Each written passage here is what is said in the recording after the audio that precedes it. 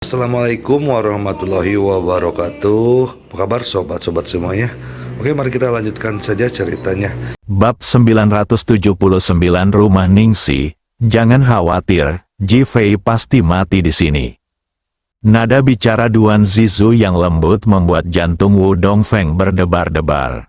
Duan Zizu meliriknya dengan menggoda. Senyum manis muncul di wajah ovalnya. Dia perlahan berdiri dan meletakkan tangannya yang halus di bahu Wu Dongfeng. Wu Dongfeng merasakan tubuhnya bergetar, dan ekspresi kegembiraan yang mendalam muncul di wajahnya. Negara, kecantikan, itu saja. Duan Zizu menunjukkan senyum jahat, dan kekuatan tak terlihat memasuki tubuh Wu Dongfeng. Wu Dongfeng tiba-tiba merasa tubuhnya seperti melayang ke langit. Begitu nyamannya hingga dia hampir berteriak kegirangan. "Apakah kamu merasa nyaman?" Duan Zizu lembut bagaikan genangan air. Seakan-akan dia bisa mencairkan semua yang ada di dunia. Dia tidak menunjukkan kesombongan yang pernah dia tunjukkan di hadapan Han Chang dan yang lainnya. "Nyaman?" Wu Dongfeng menanggapi dengan cepat. "Zizu, kenapa kita tidak pergi?" Wu Dongfeng tiba-tiba mengulurkan tangan dan meraih tangan Duan Zizu dan berkata. Duan Zizu meletakkan tangannya di bahu Wu Dongfeng, dan sedikit rasa dingin melintas di matanya, tetapi dengan cepat menghilang. "Dongfeng, kamu bingung?" Wu Dongfeng menggenggam tangan Duan Zizu lebih erat. "Aku tidak butuh apapun lagi. Aku hanya ingin kamu berada di sisiku dan menjadi wanitaku." Ada niat membunuh di mata Duan Zizu, tetapi dia dengan cepat menekannya. "Aku baru saja membentak mereka karena tidak punya nyali. Apa kau ingin aku memarahimu?" Ada nada dingin dan bahkan marah dalam suara Duan Zizu. Wu Dongfeng tidak peduli. Dia hanya menggelengkan kepalanya dan berkata, "Tidak masalah.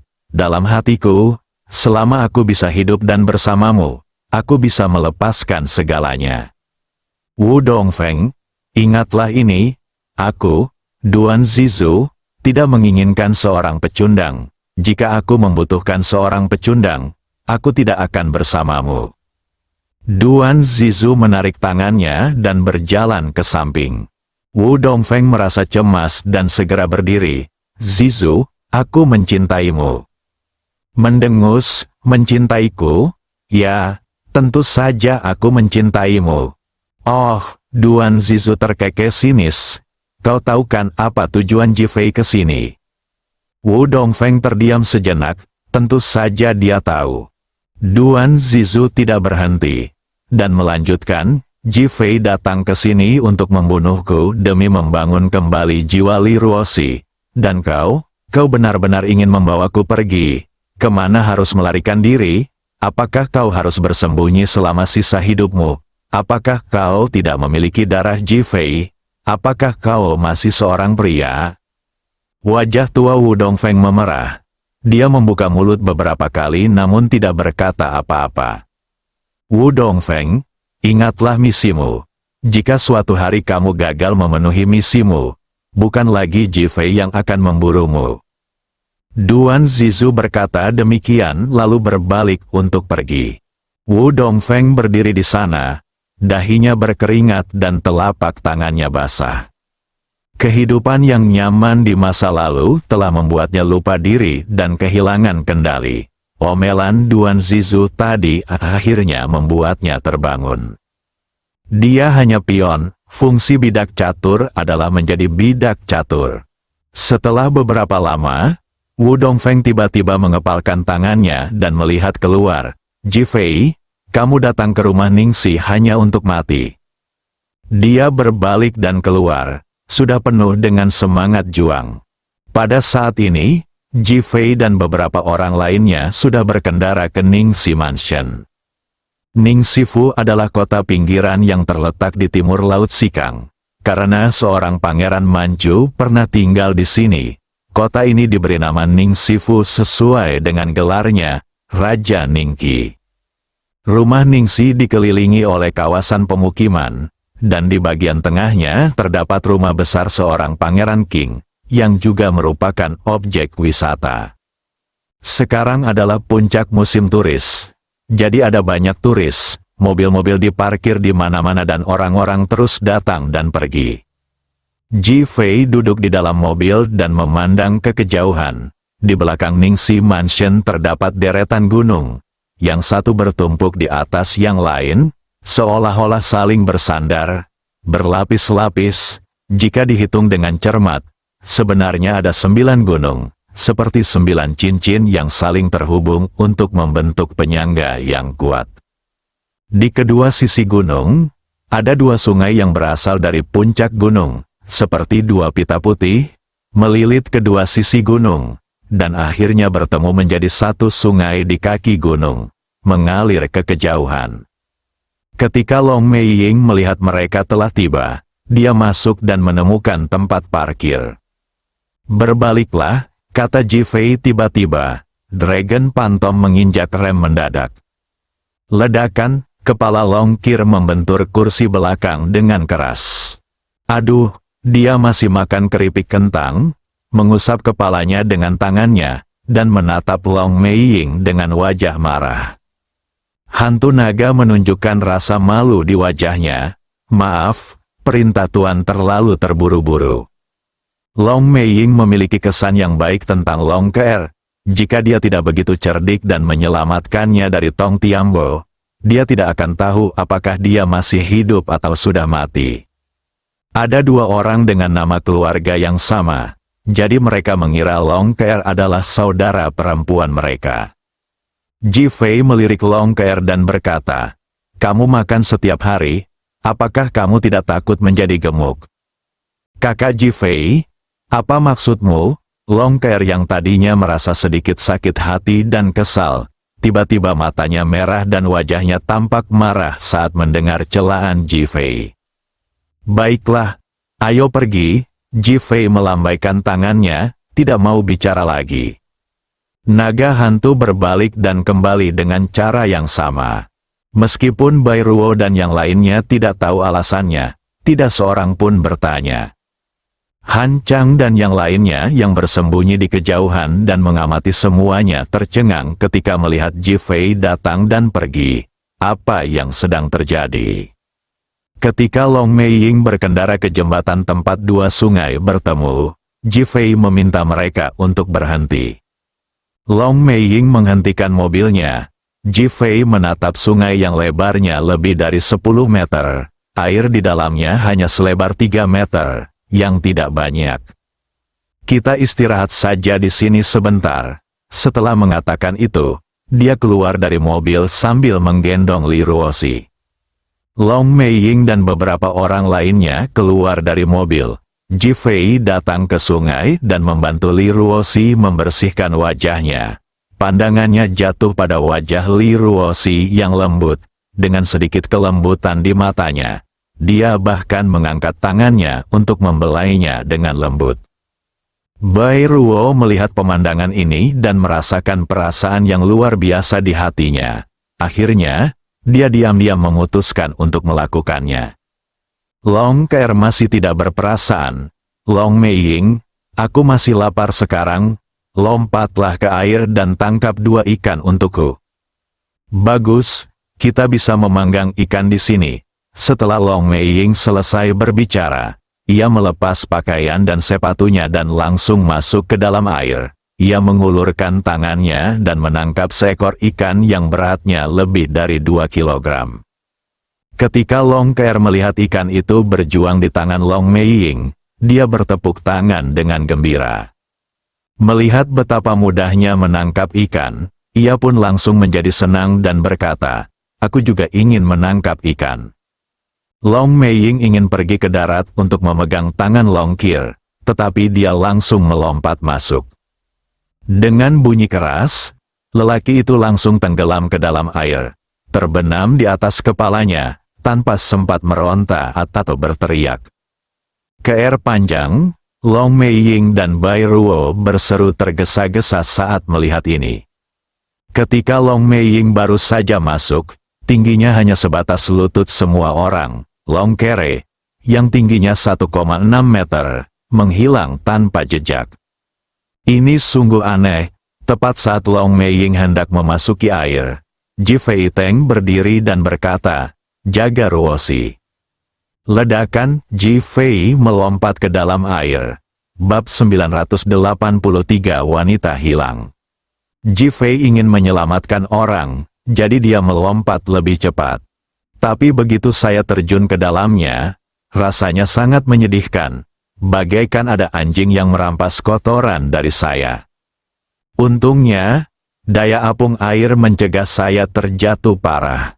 Long Meiying berdiri di tepi pantai, menunggu untuk memikirkan cara menolong Ji Fei. Namun ia tidak menyangka Ji Fei hanya berbaring di air dan tidak tenggelam sama sekali. Ini saya tercengang, mendesis, beberapa orang menarik napas. Ji Fei dengan cepat memanjat keluar dari air dan meraih ke dalam air. Namun di sana tidak ada apa-apa selain lumpur dan pasir, bahkan tidak ada lubang yang dalam. Long Meiying juga tidak percaya, jadi dia ikut melompat ke dalam air. Mereka berdua berjalan berdampingan di sungai selama lebih dari selusin kali. Bagian terdalam air hanya sampai pinggang, yang pasti tidak akan menenggelamkan Long ke air.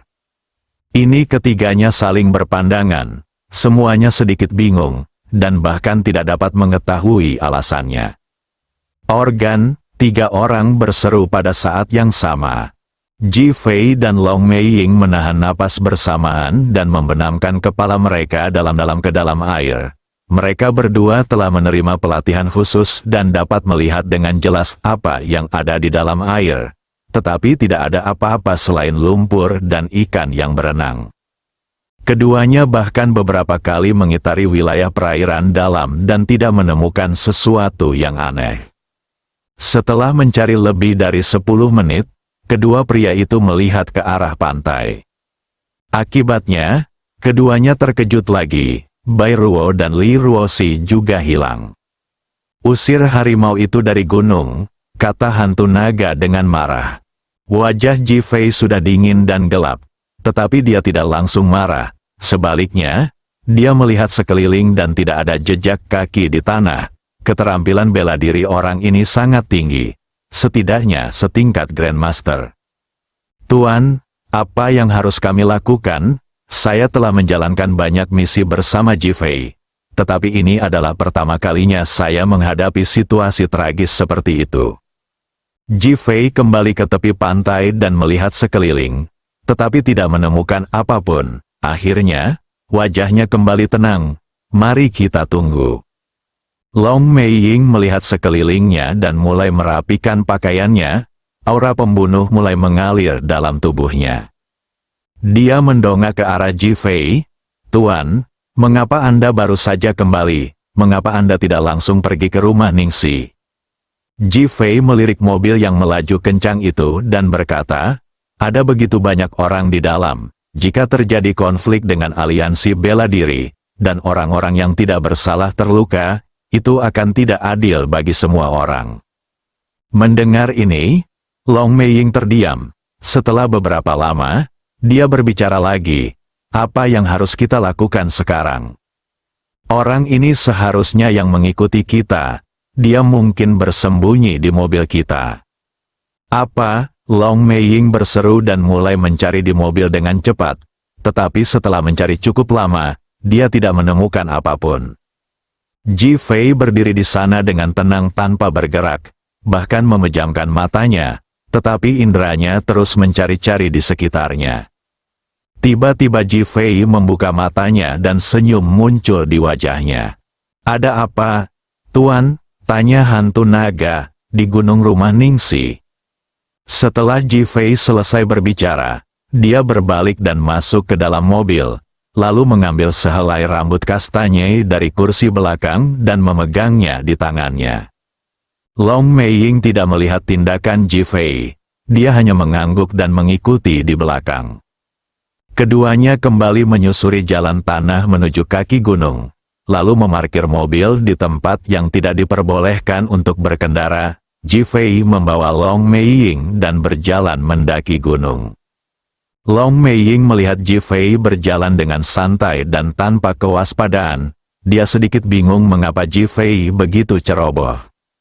Dia mengikuti di belakang dengan waspada. Keduanya bekerja sama dan berhasil mencapai puncak gunung pertama hanya dalam waktu 10 menit. Ji-Fei menoleh dan melihat, dan 1/9 dari seluruh Ningxi Mansion terlihat di hadapannya. Orang-orang di halaman setiap rumah tangga di Ningxi Mansion dapat terlihat dengan jelas, dan dia bahkan dapat mendengar suara mereka. Setelah itu adalah puncak gunung kedua. Ji-Fei menoleh lagi dan melihat 2/9 bagian dari rumah Ningxi.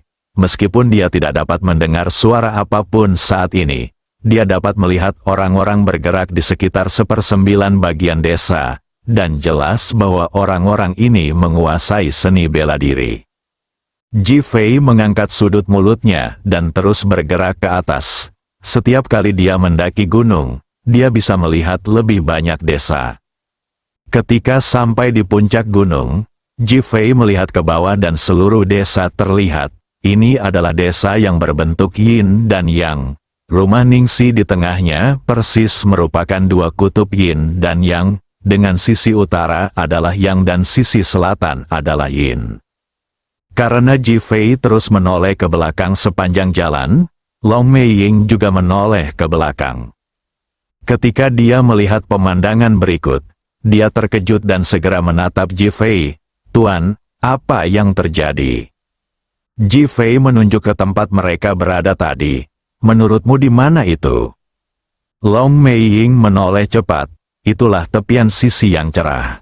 Ji-Fei mengangguk. "Ya, tempat yang baru saja kita parkir adalah tepi sisi yang cerah. Seluruh Ningxi Mansion adalah formasi yin yang. Kita berada di sisi yang cerah. Jadi ketiga wanita itu baru saja ditangkap." Wanita itu yin, sisi yang berlawanan saling menarik. Hantu naga menggumamkan pertanyaan. Ji-Fei mengangguk. "Itu saja. Lalu bagaimana mereka membawa orang-orang itu pergi?" Long Meiying mengerutkan kening dan menatap Ji-Fei. Matanya penuh kebingungan dan ketidakpahaman. Air keluar, Ji-Fei menjawab.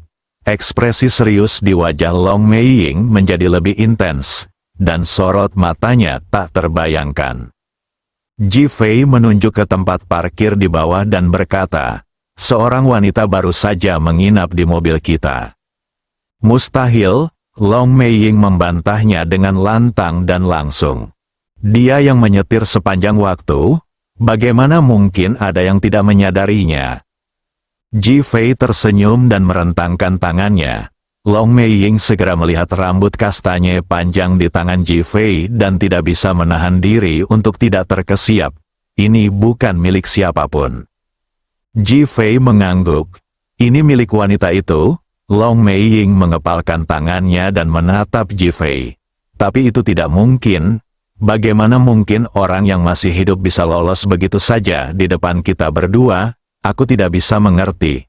Dan bagaimana mungkin wanita seperti dia bisa membawa pergi 3 wanita?" "Oh," Ji-Fei terkekeh. "Tentu saja aku tidak bisa membawa orang itu bersamaku." Ketika Long Meiying mendengar ini, dia tidak bisa menahan diri untuk tidak menggigil. Dia menatap Ji-Fei dengan tatapan bertanya di matanya. Mungkinkah yang dia maksud adalah dia bukan manusia? Ji-Fei memberikan jawabannya. "Ah," Long Meiying berseru sambil menatap Ji-Fei. Ji-Fei melihat ke arah rumah Ningxi di kaki gunung. "Ketika aku berada di Sekte Tang dan pergi untuk menghancurkan jalan Suzong, aku bertemu dengan seorang Liu Xian, seorang manusia. Bai Ruo, Long Ke'er dan yang lainnya tidak menyadarinya. Tapi dia hanyalah figur kertas." Long Meiying menatap Ji-Fei dengan mata terbuka lebar. "Maksudmu dia adalah manusia kertas? Tapi jika dia adalah manusia kertas, bagaimana dia bisa menangkap Long Ke'er di dalam air?" Ji-Fei mengangkat rambut di tangannya dan mencubitnya dengan lembut. Rambut itu langsung berubah menjadi bubuk dan melayang di udara. Patung tanah liat, Dragon Phantom terkejut dan memverifikasinya. Ia tidak pernah membayangkan bahwa rambut yang tadi begitu lembut dan halus ternyata terbuat dari lumpur. Bagaimana itu mungkin? menatap rumah Ningsi di bawah. Dia tiba-tiba merasa penuh rasa ingin tahu dan bingung, bahkan penuh rasa terkejut. Ini adalah alasan yang disengaja bagi kami. Saya tidak berpikir pihak lain memiliki niat buruk. Ji Fei memberikan kesimpulan akhir. Long Mei Ying terdiam, tidak mampu memahaminya, bersambung.